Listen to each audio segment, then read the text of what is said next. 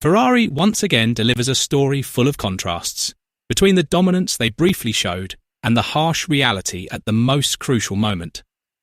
Charles Leclerc looked untouchable from the very first sessions, raising strong hopes for pole position, but everything changed within minutes when it mattered most. Now, despite starting only fourth in the sprint, confidence within the Maranello team remains strong. With clear potential and promising race pace, one big question emerges. Is Ferrari truly ready to turn things around and fight for victory in Miami? Let's discuss. On paper, Ferrari's sprint qualifying result, fourth place, may seem underwhelming, but the real story is far more complex. Leclerc was exceptional from the start, setting the pace in free practice and continuing his dominant form by leading both SQ1 and SQ2. At that point, pole position looked almost certain to be in his grasp. Unfortunately, as has happened several times this season, Ferrari suffered a drop in performance at the most decisive moment. In SQ3, things didn't go according to plan. The soft tyres, which should have provided maximum advantage, instead became a major weakness. Both Ferrari drivers struggled significantly to optimise their final runs. Leclerc himself openly described his last lap as a poor one, reflecting a very real sense of disappointment. The main issue appears to stem from tyre characteristics that are not yet fully aligned with the core concept of the SF-26. On medium compounds, the car delivers very solid, stable, and consistent performance throughout the lap, giving drivers a strong foundation to push without losing control. However, the situation changes dramatically on soft tyres.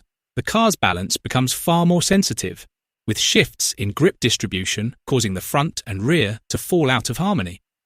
As a result, drivers struggle to find rhythm, lose confidence when entering corners, and are unable to extract the tyre's full potential over a single flying lap. This phenomenon has become a key focus for the team, because without a deep understanding of soft tyre behaviour, Ferrari will continue to struggle in qualifying sessions that rely heavily on peak performance in a short window.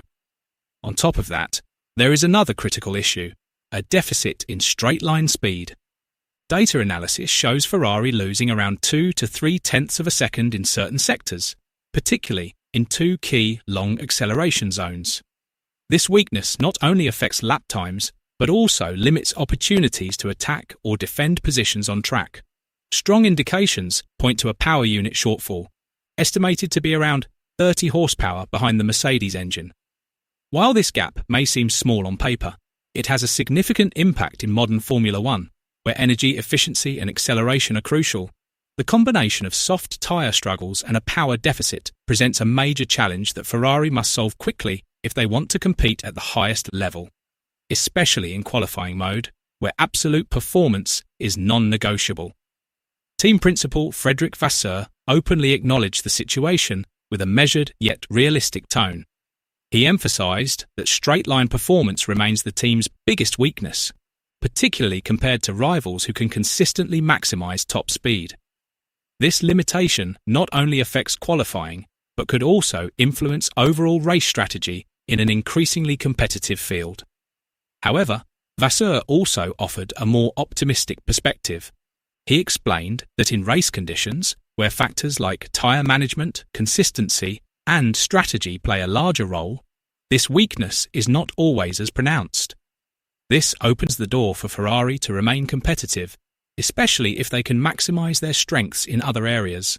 In other words, while challenges remain, Ferrari's chances of bouncing back and fighting at the front are still very much alive. On the other hand, there are several positive developments worth highlighting. The upgrade package Ferrari brought to Miami has delivered a clear and tangible impact on the car's performance. The SF-26 now appears far more stable and easier to handle, particularly through the high-speed corners of Sector 1, where Charles Leclerc was even able to set the fastest time.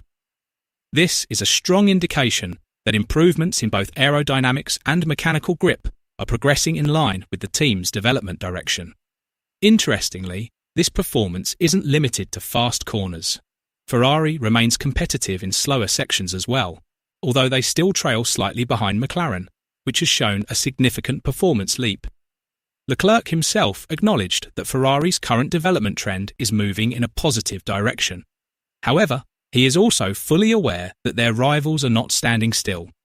Mercedes remains the benchmark in terms of consistency and overall package efficiency, while McLaren continues to demonstrate impressive progress across various track conditions. Most importantly, Ferrari now has a much more balanced car, capable of competing across different types of corners. This provides a crucial foundation, not only for qualifying, but also for maintaining competitiveness throughout the race.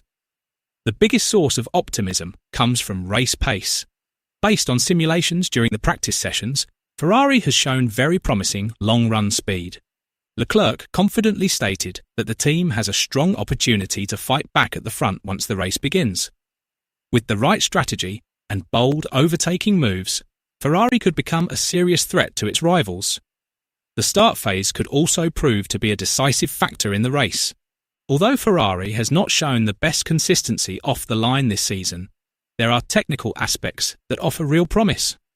The development of a more compact turbo system has resulted in quicker and more efficient acceleration, especially from a standing start.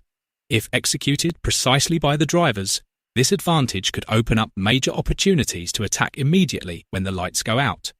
Sharp reaction times combined with optimal initial traction could allow Ferrari to close the gap to rivals, or even gain key positions before reaching the first corner. Vasseur emphasised that despite the disappointing qualifying result, there is no reason for overreaction or panic. He reminded that the race weekend is still long, with many sessions left to maximise, and every team will continue evolving as the weekend progresses. In this context, Ferrari has already shown a promising foundation since the start of the day. The main challenge now is no longer about finding outright speed, but about bringing all performance elements together, from tyre management and car balance to strategy execution, in order to consistently compete at the front. What makes this Miami sprint even more intriguing is the fact that, for the first time this season, no team or driver appears truly dominant or clearly favoured to win. The competitive landscape is wide open, with extremely small performance gaps between rivals. In such a scenario, Ferrari finds itself in a strategic position, right in the heart of the battle. With a competitive race pace, potentially aggressive starts, and an upgrade package that has already proven effective, they have all the ingredients to deliver a major surprise and turn things around in the sprint race. In conclusion, although Ferrari failed to secure pole position, they haven't lost hope. On the contrary, they've shown that the potential to win is very real. The challenge now lies in how they maximise that opportunity on track, especially under true race conditions. The sprint race will be the first stage to prove whether the SF-26 is ready to compete at the highest level, and whether Leclerc can turn disappointment into victory. What do you think? Share your thoughts in the comments below.